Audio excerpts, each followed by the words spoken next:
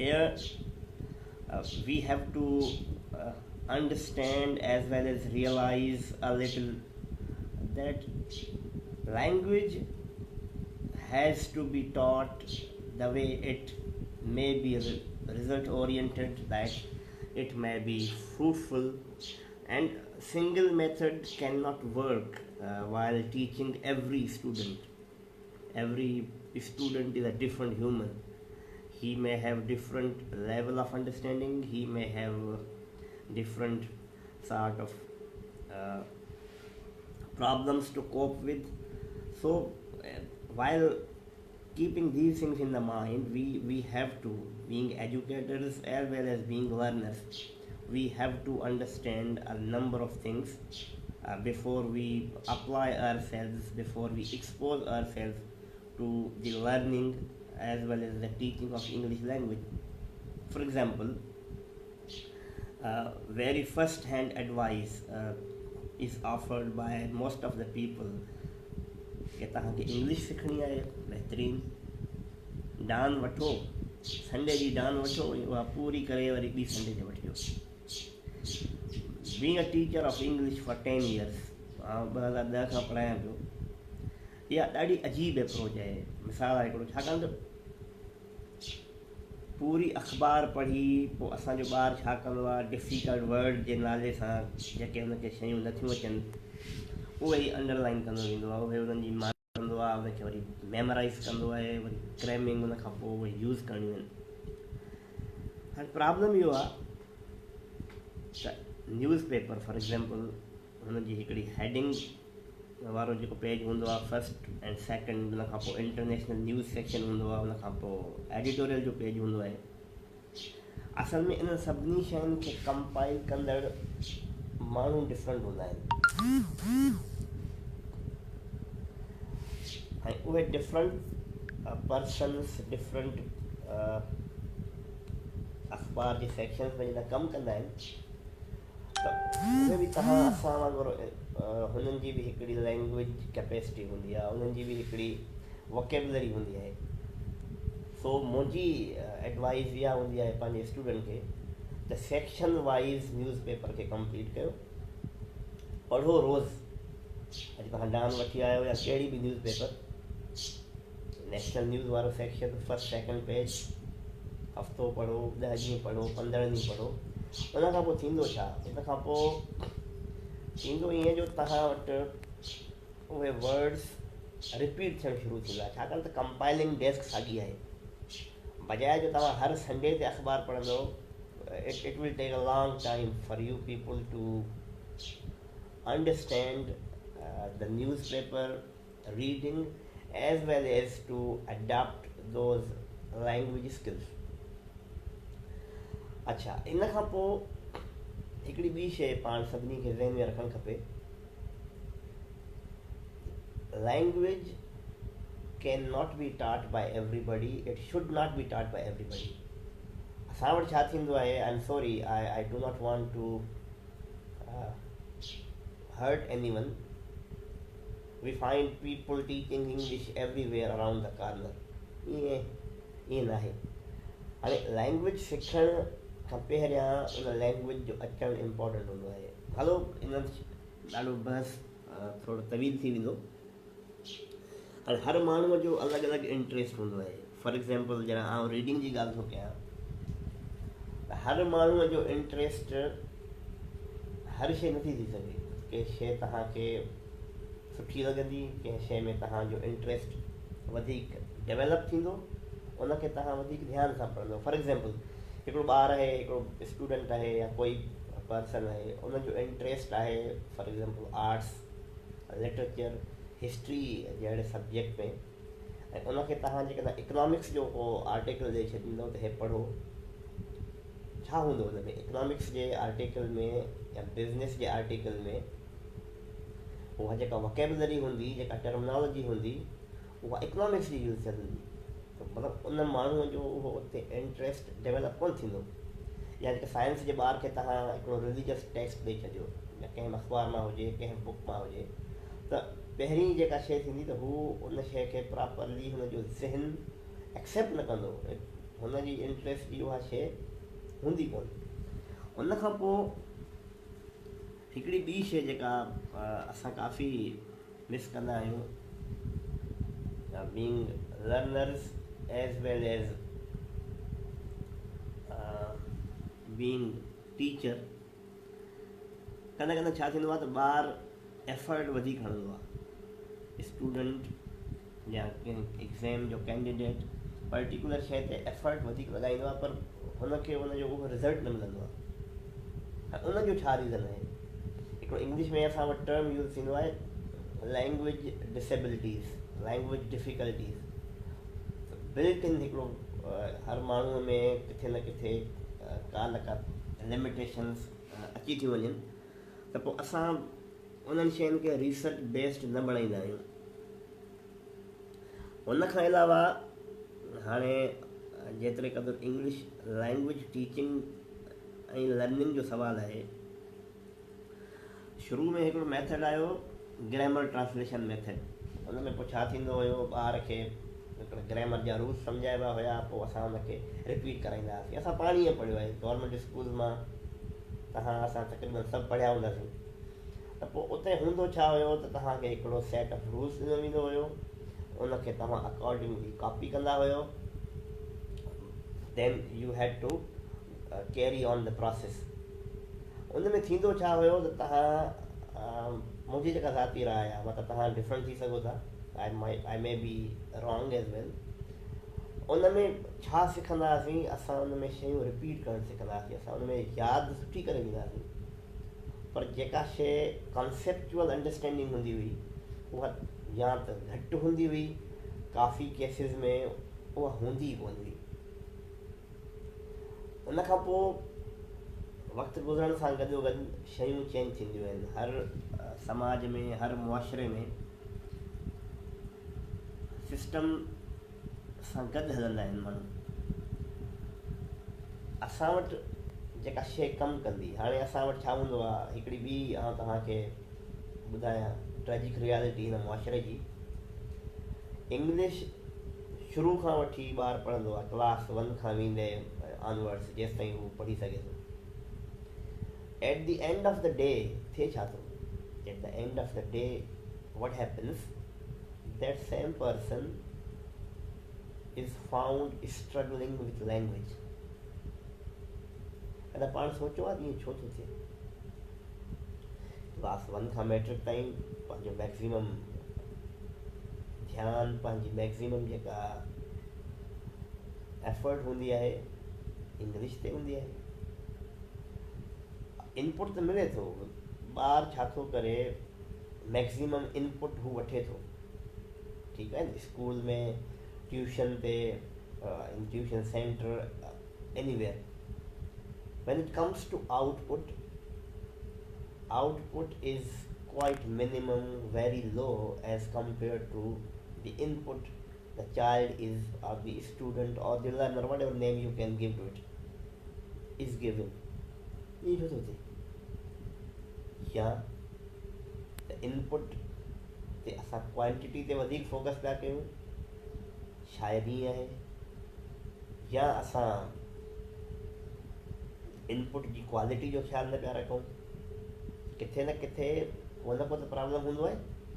Even I am sorry to say again, आउं कंहिंखे बि हर्ट नथो करणु चाहियां, I don't want to target anybody.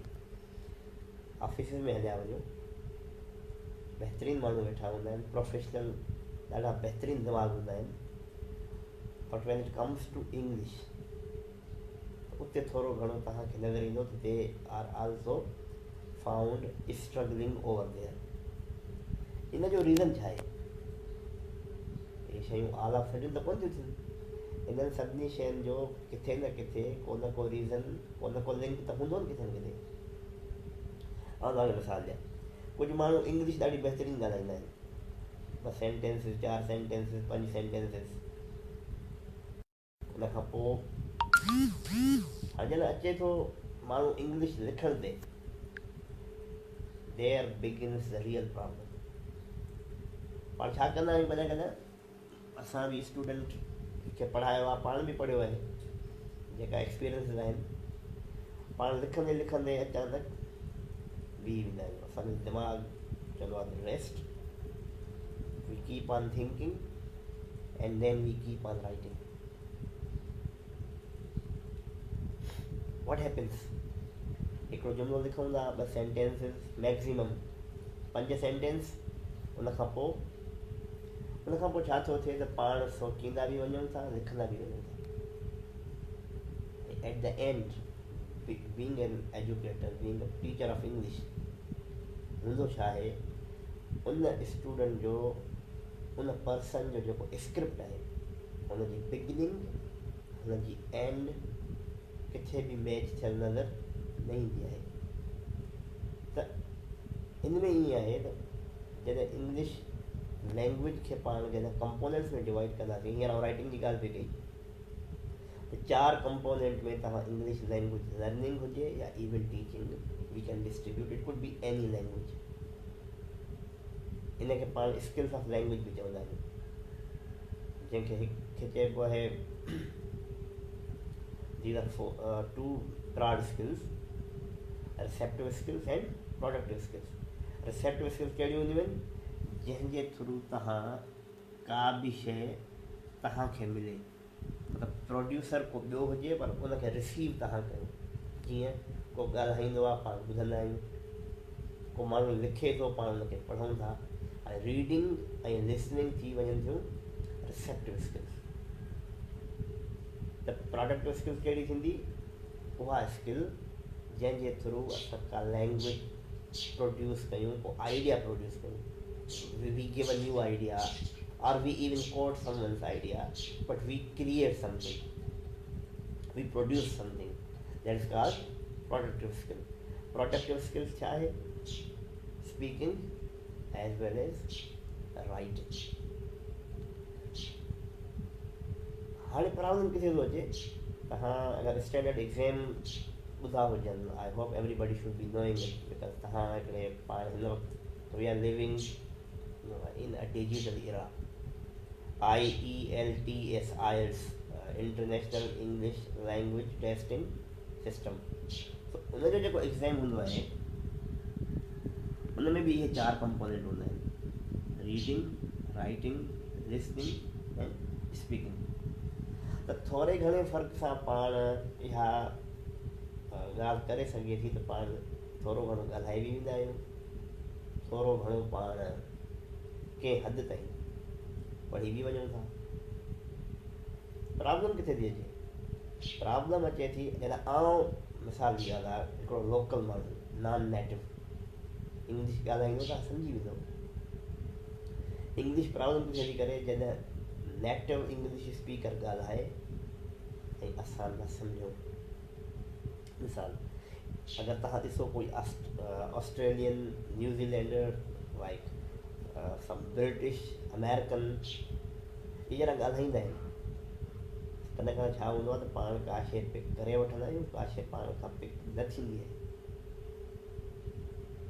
छो पाण उनजो एक्सक्यूज़ कोन ॾींदा आहियूं त हीउ शायदि को तेज़ ॻाल्हाए थो वञे, कंहिं को विच में को वर्ड आहे जेको स्किप थी थो वञे. ॾिसो, पाण खे एडॉप्ट करिणो पवंदो उन्हनि जे तरीक़े से. We have to adopt to their ways of talking, their ways of speaking. हू असांजे करे हू पंहिंजा सिस्टम चेंज कोन कंदा न. ऐं language is something like this. हाणे थिए छा थो त उन में पाण प्रोनाउंसिएशन में जेका असांजी वीकनेस आहे, जेका तव्हांखे ॻाल्हाइण में त तंग करे ई करे थी, सम्झण में बि करे थी. ॾिसो, हिकिड़ी शइ जी एग्ज़ैक्ट प्रोनाउंसिएशन हिकिड़ी हूंदी, असां उहा ॿी पढ़ी हूंदी. ऐं जॾहिं हुते तव्हां उहा शइ लिसन कंदव, जॾहिं तव्हांजी लिसनिंग एक्टिविटी में वेहंदव, त हू जेका एग्ज़ैक्ट, जेका एक्यूरेट प्रोनाउंसिएशन हुतां त उहा ई ईंदी. पोइ असांजो, तव्हांजो या जेको माण्हू सम्झे थो त हुनजी लिसनिंग पावर वीक आहे, उहो उते स्ट्रगल थो करे. हाणे उहो करे छा, there has to be remedy for every problem. त उनजे लाइ ईअं हूंदो आहे त तव्हां फोनेटिक अल्फ़ाबेट खे प्रॉपर सम्झो, न रुॻो पढ़ण जे ॻाल्हाइण जे लाइ, आई एम सॉरी, पर अगरि तव्हांजी proper phonetic alphabet, proper language sounds तव्हांखे अचनि था, सां थींदो छा? उन सां इहो थींदो त तव्हांखे लिसनिंग पावर बि तव्हांजो ईअं डेवलप थींदो, तव्हांखे वर्ड्स जी प्रॉपर प्रोनाउंसिएशन जी ख़बर हूंदी। जॾहिं प्रॉपर वर्ड जी प्रोनाउंसिएशन जी पाण खे ख़बर हूंदी त पोइ पाण खे उन वर्ड खे सम्झण में का वॾी तकलीफ़ कोन थींदी। पर अगरि असां उनखे पंहिंजे स्टाइल में पंहिंजे तरीक़े सां पढ़ंदासीं त पोइ प्रॉब्लम आहे। पोइ काफ़ी शयूं माण्हू स्किप करे वठंदो आहे, काफ़ी शयूं मिस थी वेंदियूं आहिनि। त हाणे जेकॾहिं पाण शयुनि खे थोरो अञा बि सिंप्लीफाई कजे त when it comes to English speaking असां वटि मैक्सिमम फोकस इन शइ ते हूंदो आहे। Debate, declamations, speeches, group discussion, activity, शयूं ॾाढियूं ज़बरदस्त आहिनि। पर थिए छा थो, इन्हनि जी एक्सेस सां ॿियूं लैंग्वेज स्किल्स सफ़र कनि थियूं। मूं ॾाढो घटि ॾिठो आहे, काफ़ी क्लासिस में, काफ़ी कॉलेजिस में, काफ़ी लैंग्वेज सेंटर्स में छा हूंदो आहे, उते इंग्लिश जेका आहे when it comes to spoken English उनखे वधीक फोकस ॾिनो वेंदो आहे, उन ते वधीक एम्फेसिस कयो वेंदो आहे। पोइ उन सां ॿार जी राइटिंग, ॿार जी रीडिंग, ॿार जी लिसनिंग, इहे टे शयूं सफ़र कनि थियूं, उन्हनि खे टाइम घटि थो मिले। त हर कंपोनेंट खे इक्वल टाइम ॾियणु खपे। If you are listening to me and if you are running a centre, if you are English language educator, त हिकिड़ी शइ ज़हन में रखो त language is not only speaking that language, it is speaking that language, it is writing that particular language, it is reading the text in that particular language, and it is listening to something in that particular language. So करिणो छा पवंदो, पाण खे spoken classes खे थोरो कोशिशि करणी पवंदी त हुननि जो रेशो, हुननि जी एवरेज थोरी घटि रखणी पवंदी त जीअं ॿियनि कंपोनेंट्स खे प्रॉपर टाइम ॾेई सघिजे। अच्छा, स्पोकन में बि छा कंदा आहियूं पाण, मोस्टली छा हूंदो आहे त ॿार हिकिड़ी शइ पढ़ंदो आहे, यादि करण खां पोइ हू छा कंदो आहे, हू जेतिरो तेज़ ॻाल्हाए सघंदो आहे ॻाल्हाईंदो आहे। सुठी ॻाल्हि आहे, one has to be energetic, one has to be enthusiastic, पर रुगो रड़ियूं, रुगो शोर, मतिलबु आफ्टर एवरी सिंगल सेंटेंस उहो ॿार छा कंदो आहे, तेज़ स्टाइल सां ॻाल्हाइणु शुरू कंदो आहे। थींदो छा आहे, कॾहिं कॾहिं अहिड़ा ॿार जेके ज़बरदस्त ॻाल्हाईंदा आहिनि, जेके फुल ऑफ एनर्जी हूंदा आहिनि, पर डेक्लेमेशन ऐं डिबेट्स में छा हूंदो आहे, किथे किथे उहो कॉम्पिटिशन, उहो कंटेस्ट विन न करे सघंदा आहिनि। छो? छाकाणि त स्टाइल खां बि इम्पोर्टेंट हूंदो आहे कंटेंट।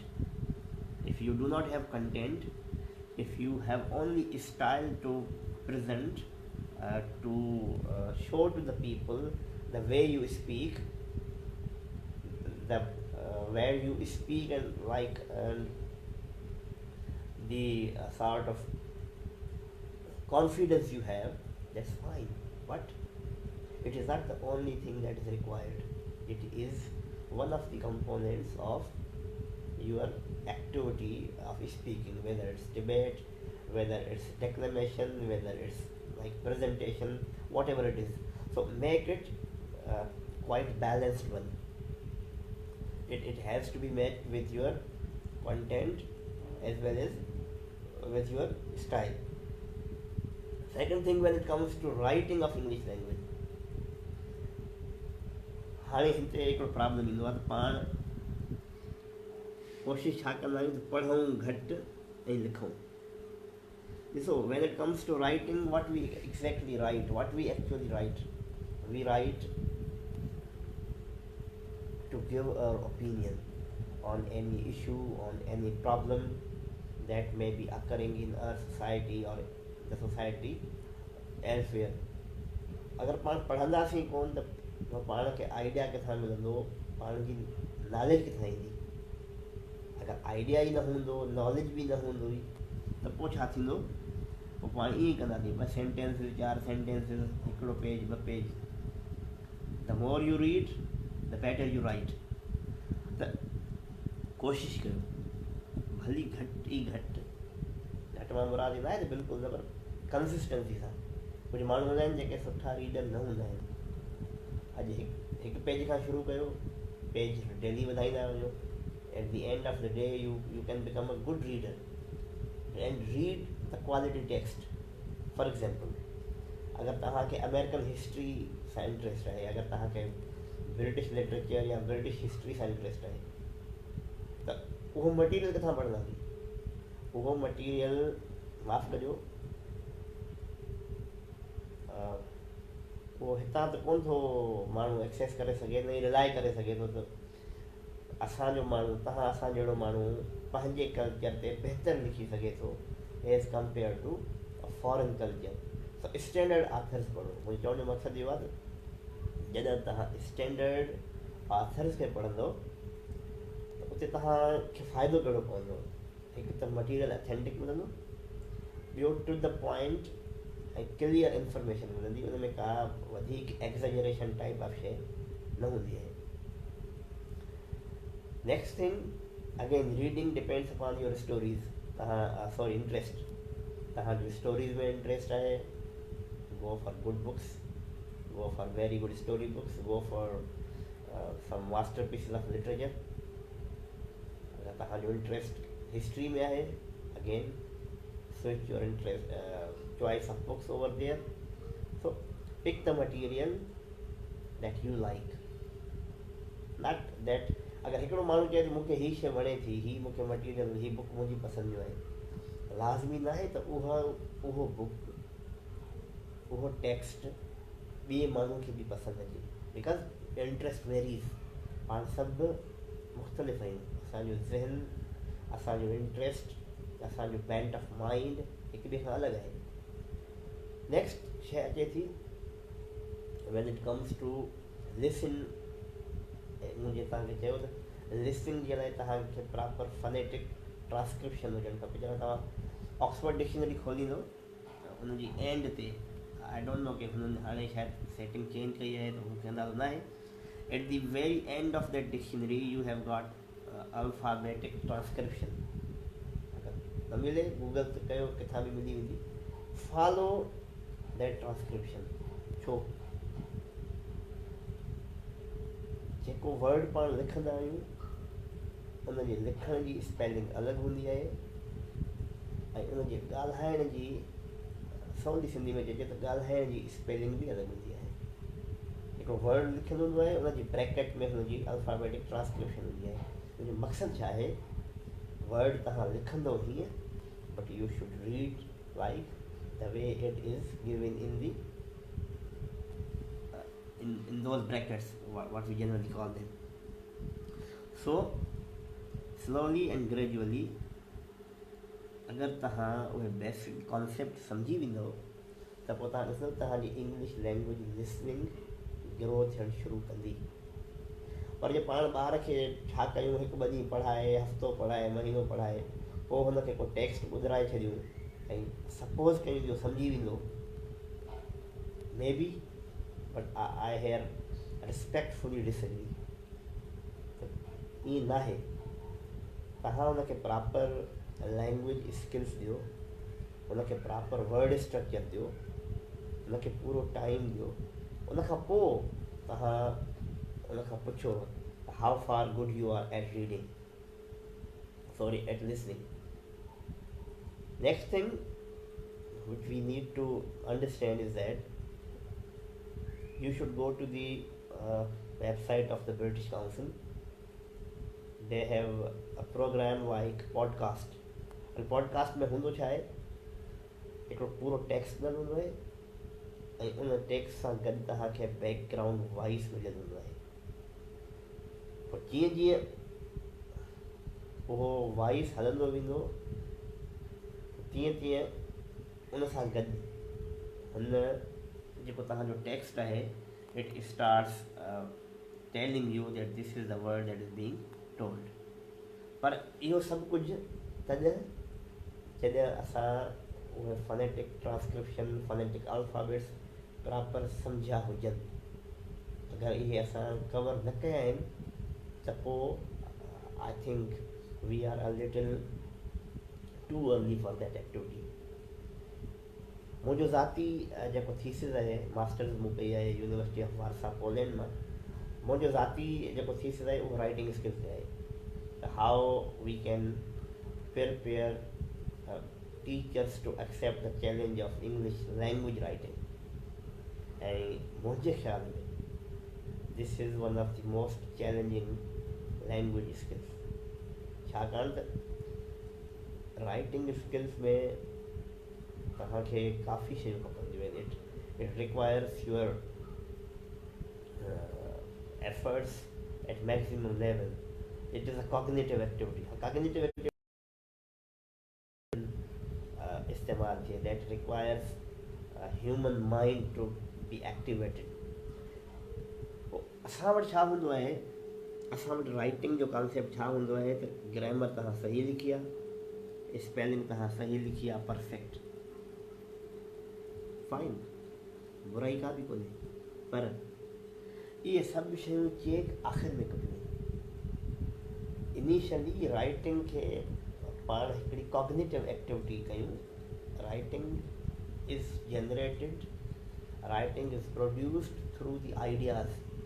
अगरि ॿार खे तव्हां आइडिया ई नथा ॾियो, अगरि हिकिड़े माण्हूअ खे का लर्निंग ई कोन्हे, हुनखे का ख़बर ई कोन्हे का त आउं जंहिं शइ खे लिखां पियो उहा एग्ज़ैक्टली आहे छा, उहो स्टूडेंट छा कंदो आहे, सर्टन स्ट्रक्चर खणंदो आहे, 2-4 सेंटेंसिस, पैटर्न सेंटेंसिस, उन खां पोइ he goes on, he keeps on repeating those sentences. इहो छो थो थिए? इन जे करे थो थिए जो पंहिंजो राइटिंग जे बारे में कॉन्सेप्ट आहे प्रोडक्ट अप्रोच वारो। त हिकिड़ो पेज, हिकिड़ो पैसेज, 5 पेजिस, 10 पेजिस हिकिड़ो ॿारु लिखी आयो आहे, हुन में केतिरियूं ग़लतियूं आहिनि। पाण जॾहिं पढ़ंदा हुआसीं त असांखां लिखाईंदा हुआ डिक्टेशन।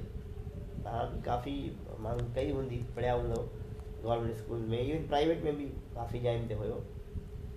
डिक्टेशन में छा हूंदो हो त टीचर कुझु वर्ड्स चवंदो वेंदो हुयो, स्टूडेंट लिखंदो वेंदो हुयो। पोइ एट दी एंड छा थींदो हो, कंहिंजो 4 मिस्टेक, कंहिंजो 5 मिस्टेक, कंहिंजो हिकिड़ी, कंहिंजी 2, वट एवर जेका हुन जंहिंजी लिमिट कैपेसिटी हुई, उन में चेक छा थींदो हुयो, हिन वर्ड ग़लति लिखियो आहे, हिन स्पेलिंग ग़लति लिखी आहे, हिन में हीअ शइ हिते हुजणु खपे आहे। This is called product approach. Writing is a cognitive activity. ही कॉग्निटिव एक्टिविटी छो आहे? हिन में इंसानी ज़हन जो इस्तेमालु आहे, इंसान सोचे थो, हिकिड़ो आइडिया जनरेट थो करे, हिकिड़ो ख़्यालु डेवलप थो करे। अगरि कंहिंजो आइडिया सही आहे ऐं लैंग्वेज में किथे थोरी घणी प्रॉब्लम अचे थी, त उन प्रॉब्लम्स खे एड्रेस बि करे सघे थो, इग्नोर बि करे सघे थो। कॾहिं कॾहिं छा हूंदो आहे, पाण लिखंदा आहियूं, स्टूडेंट छा लिखंदो आहे, हू सॼो कॉन्सेप्ट ॾियण जी कोशिशि कंदो आहे, सम्झाए वेंदो आहे, पर हू जेका प्रेज़ेंटेशन पंहिंजी ॾींदो आहे, जेका लिखंदो आहे, राइटिंग जेका हूंदी आहे हुनजी, that is sometimes full of problems, full of errors, full of mistakes that can be addressed. And in this context, we have to work on both the things equally. Writing as a process खे पाण खे adopt करणु खपे। त कंहिंजो बि draft, कंहिंजी बि राइटिंग हिकिड़े ॾींहं में, हिकिड़े हफ़्ते में या हिकिड़े महीने में एतिरी इम्प्रूव नथी थी सघे। नेक्स्ट पाण जेका शइ डिस्कस कई पे, लिसनिंग थी वई, रीडिंग। हाणे हिन सभिनी शयुनि जे लाइ हिकिड़ी शइ जी ज़रूरत आहे पाण खे, उहा आहे कंसिस्टेंसी। थोरो कमु कयो पर रेगुलर कयो। अधु कलाकु स्पेंड कयो, कलाकु स्पेंड कयो, 15 मिनट स्पेंड कयो, but make it a routine, make it a sort of your regular activity. अगरि तव्हां ईअं पढ़ंदव न, कलाक अॼु पढ़िया आहियूं, हलो हफ़्तो गुज़री वेंदो, उन खां पोइ वरी कलाकु ॿियो पढ़ी वठिबो, इन जो को पाण खे फ़ाइदो कोन्हे पवंदो। इन खां अलावा हिकिड़ी शइ तव्हांखे विनती कंदुसि, रिक्वेस्ट कंदुमि, when it comes to understanding English language, books कोशिशि करे स्टैंडर्ड पढ़ो। स्टैंडर्ड मां मुंहिंजी मुराद आहे, स्टैंडर्ड बुक्स मां मुंहिंजो मक़सदु आहे या त उहे नेटिव आथर्स जा लिखियल हुजनि या त उहे क्वालिफाइड आथर्स जा लिखियल हुजनि। मतिलबु असां वटि मार्केट में छा हलंदो आहे, हिकिड़े वरी पब्लिशर पाण खे बुक ॾींदो आहे,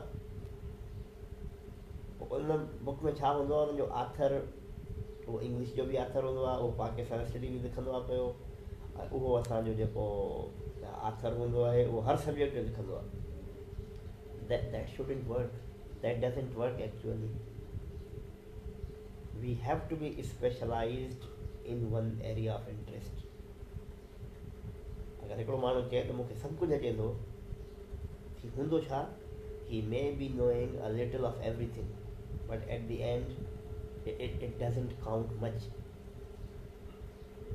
उनखां अलावा हिकिड़ी शइ तव्हांखे ॿी ॿुधाइणु चाहियां पियो त असांजी यूनिवर्सिटी में, कायदेवान यूनिवर्सिटी में, हिन वक़्तु USA में हिकिड़ो आहे एक्सपर्ट सिंधी डॉक्टर साहब आहिनि, उन हिकिड़ो प्रोजेक्ट ॾिनो आहे असांखे, इंग्लिश लैंग्वेज लैब डेवलप कई आहे हुन, that is aimed at initially to prepare the students for IELTS and TOEFL exams. ऐं असां इहो बि कोशिशि कयूं पिया त फ्यूचर में असां हिन खे IELTS ऐं TOEFL जो एग्ज़ाम सेंटर डिक्लेयर करायूं, कोशिशि कयूं पिया, इंशाल्लाह हुन कामयाबी मिलंदी। सो ओवरऑल चवण जो मक़सदु सिर्फ़ु एतिरो आहे, learning a language requires patience, dedication, consistency, and above all, learn from the person who you think is capable of telling you, capable of educating you. पाण खे अगरि बुखार थींदो या का पाण खे बीमारी थींदी त डॉक्टर ते वञिबो न।